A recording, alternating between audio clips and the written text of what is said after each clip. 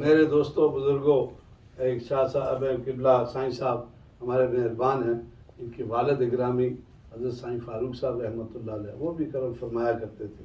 اچانک ان کی میری ایک پنڈی ایک مقام پہ ملاقات ہوگی، بڑی خوبصورت پیار میں لمبی گفتگو ہوئی۔ یہ لوگ وہ ہیں کہ یہ ہر دل عزیز ہیں، دلوں کو اپنی طرف مائل کرنے والے۔ ان کے ساتھ نسبت جس کی ہے میں کہتا ہوں وہ خوش نصیب ہے۔ کل وہ میدان محشر میں بھی اللہ کی بارگاہ میں پکار کے کہے گا کہ میں تھا دیوانہ سائیں گودڑی بادشاہ۔ اللہ پاک ہم سب کو ایسے پاکان امت کی نقش قدم پہ چلنے کی توفیق عطا فرمائے۔ بس ایک ہی بات ہے، آخری ایک شعر بڑا زبردست اعظم چشتی کا۔ نہ اعظم چشتی لکھتا ہے، نہ علمہ وچ فساد سانو کوئی یار دی گل سنا، نہ علمہ وچ فساد سانو کوئی یار دی گل سنا سانو۔ اتنے علم دا سکہ نہیں چلنا، اتنے عشق رہندا ڈیرا ہے۔ اس نگری نو کو تو رکھاں جدے وچ یار دا پھیرا ہے، وہ دل بھی عرش مولا ہے جس وچ یار دا ڈیرا ہے۔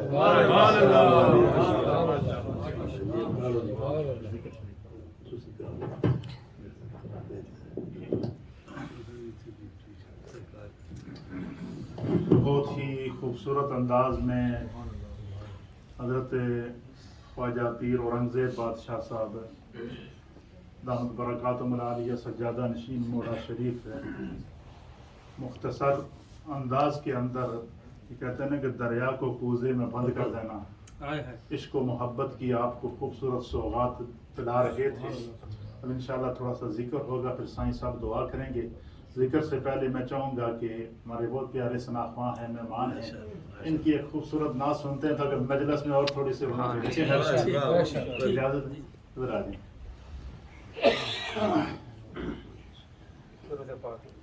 صلی اللہ علیہ یا جون کے پڑے رسول اللہ، سلام علیکہ یا عرس پاک کی محفل ہے، تو دو شعر پیر نصیر صاحب کے اور دو شعر جی میاں صاحب کے پڑھ کے میں اس کے بعد مرشد کے سامنے پیش کر کے اجازت چاہوں گا۔ مجھ پہ بھی چش